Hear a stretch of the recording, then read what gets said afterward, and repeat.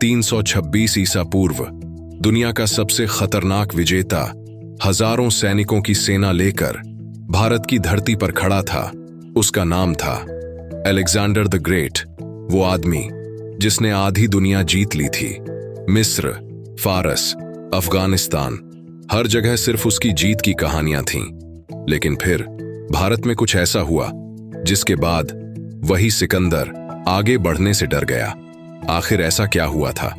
क्या भारत में उसे पहली बार हार का डर महसूस हुआ या उसकी सेना ने उसका साथ छोड़ दिया था? यह है सिकंदर के भारत अभियान की असली कहानी। 356 ईसा पूर्व मकदूनिया नाम के छोटे से राज्य में सिकंदर का जन्म हुआ। बचपन से ही उसका सपना था पूरी दुनिया जीतना। उसके गुरु थे महान दार्शनिक अरिस्टोटल, लेकिन सिकंदर सिर्फ किताबों तक सीमित नहीं था। उसे युद्ध पसंद था और वो बेहद तेज दिमाग वाला सेनापति था। सिर्फ 20 साल की उम्र में वो राजा बन गया और फिर शुरू हुआ दुनिया जीतने का सफर। एक एक करके उसने कई बड़े साम्राज्य हरा दिए। सबसे बड़ी जीत थी फारसी साम्राज्य पर। उस समय फारस दुनिया की सबसे शक्तिशाली ताकतों में से एक था, लेकिन सिकंदर की सेना बेहद अनुशासित और खतरनाक थी। जहां भी वो जाता राजा उसके सामने झुक जाते। धीरे धीरे उसकी नजर भारत पर पड़ी। उस समय भारत को सोने की चिड़िया कहा जाता था। धन, मसाले, सोना और शक्तिशाली राज्य। भारत दुनिया के सबसे अमीर क्षेत्रों में से एक था और सिकंदर अब इसे जीतना चाहता था। 327 ईसा पूर्व सिकंदर अपनी सेना लेकर हिंदू कुश पर्वत पार करता है। ये सफर बेहद कठिन था। बर्फीले पहाड़, खतरनाक रास्ते और लगातार युद्ध।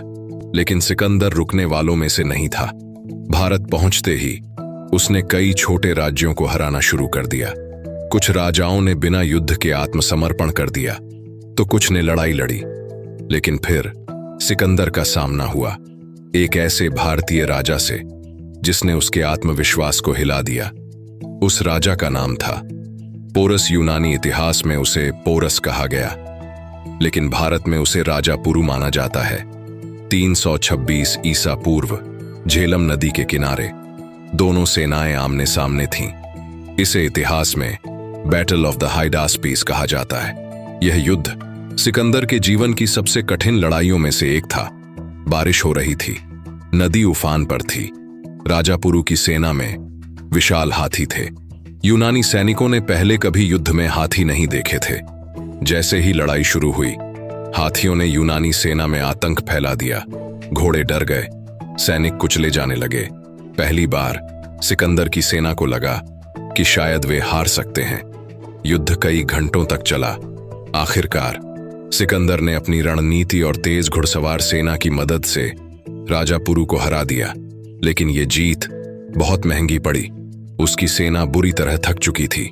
हजारों सैनिक घायल थे और सबसे बड़ी बात, अब उन्हें पता चल चुका था कि भारत को जीतना आसान नहीं है। युद्ध के बाद सिकंदर ने राजा पुरु को अपने सामने बुलाया। उसने पूछा, तुम्हारे साथ कैसा व्यवहार किया जाए? राजा पुरु ने जवाब दिया, वैसा जैसा एक राजा दूसरे राजा के साथ करता है। ये जवाब सुनकर सिकंदर भी प्रभावित हो गया। उसने पुरु का राज्य वापस लौटा दिया और उसे अपना सहयोगी बना लिया। लेकिन असली समस्या अब शुरू हुई। सिकंदर आगे बढ़ना चाहता था। वो पूरे भारत को जीतने का सपना देख रहा था, लेकिन उसकी सेना अब टूट चुकी थी।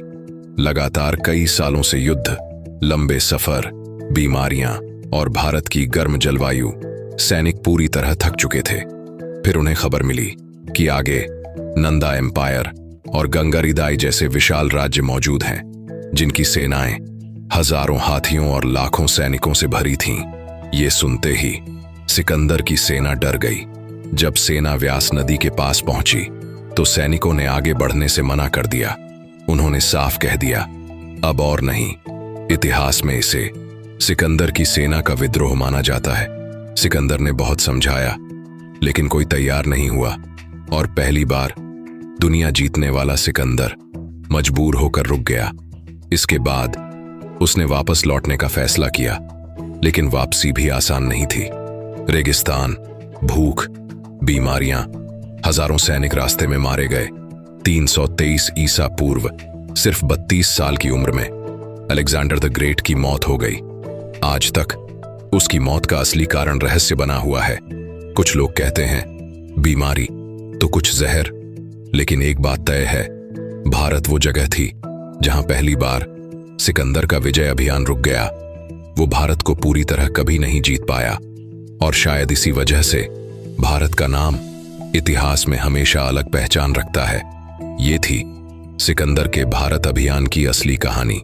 तो दोस्तों, अगर ये वीडियो आपको पसंद आया हो तो वीडियो को लाइक करके चैनल को जरूर सब्सक्राइब करें, क्योंकि हमें एक वीडियो बनाने में काफी घंटों की मेहनत लगती है और आपका एक लाइक सब्सक्राइब हमें मोटिवेशन देता है। धन्यवाद।